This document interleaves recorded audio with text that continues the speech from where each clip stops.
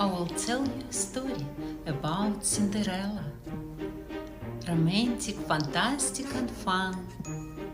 There are plenty of stories about a girl and a fella, but none of them quite like this one.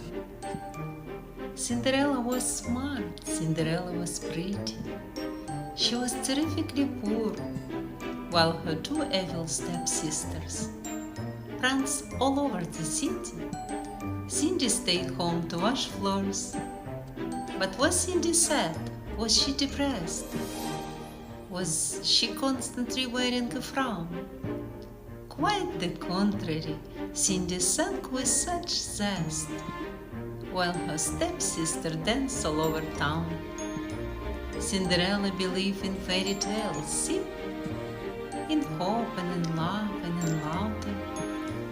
But most of all, Cinderella believed in happily ever after. Every time her stepsister went to a ball, it was Cindy who fixed them up nice. For Cindy it wasn't a bother at all. She liked to stay home with her good friends, the mice. Between scrubbing the floors and the windows and doors, she didn't find time to complain. Such were her days with two stepsisters, one stepmom, and the father who let those three reign. How about listening to what happens next? One magical night her sister came home, bearing wondrous, fabulous news.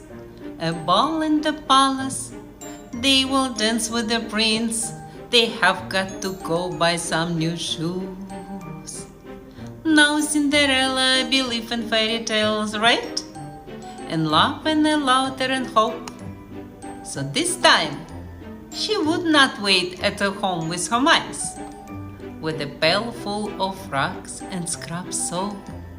Oh, she'd dress up her sister as usual, sure, adding makeup and hairdo and glitter.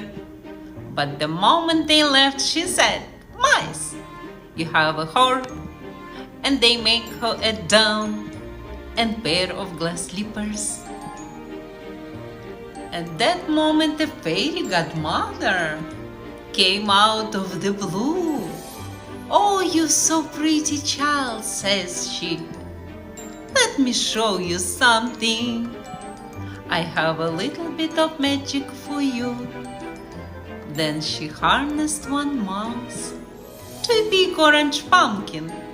With her spell, the mouse turned into a horse. The pumpkin was now a carriage. "Now, my beauty, go forth. Go forth and enjoy yourself in the palace." Cinderella drove off to the fairy's shrill shout, "By the midnight be back at the house. When the clock strikes 12, my magic runs out. If you are late, you will be stuck with the pumpkin and the mouse." Cinderella believed in fairy tales still. She will dance with the prince at the ball, with the laughter and hope and love in her heart.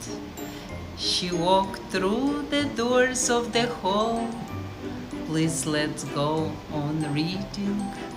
Thank you for staying with me that late. I want to know what happens next, and we're going to find together. The hall shine golden with thousands of candles. The eyes of Prince beam with light. "How charming," he said to Cindy. "Glass sandals," and danced with her all through the night. "Not sandal slippers," Cindy giggled a bit.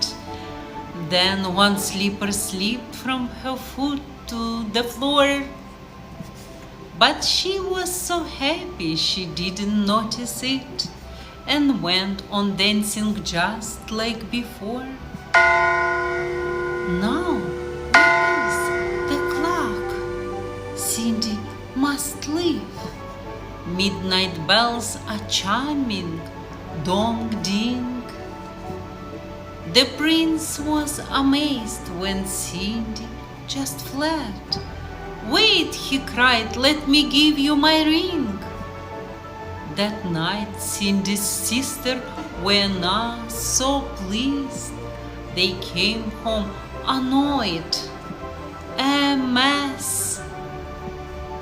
Just in time after Cindy, with much grace and ease, slipped back into her old red dress.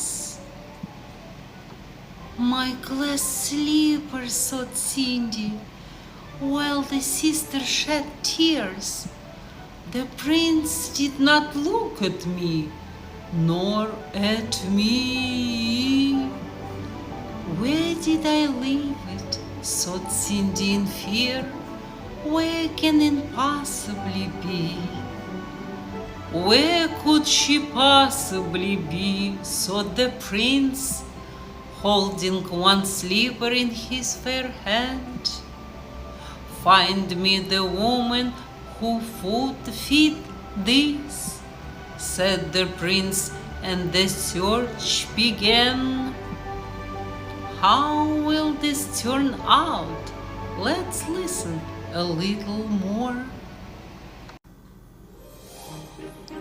Did he find her?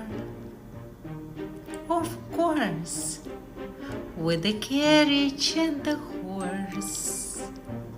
He went forth to seek his true love. Stepsister, stepmother could shout till they were hoarse. The glass slipper fit Cindy's foot like a glove. So they married, and yeah, they live happily ever after. The stepsister turned out to be aunts extraordinary. 2, 3 charming children in the house full of laughter, and the singing of nice little mice everywhere.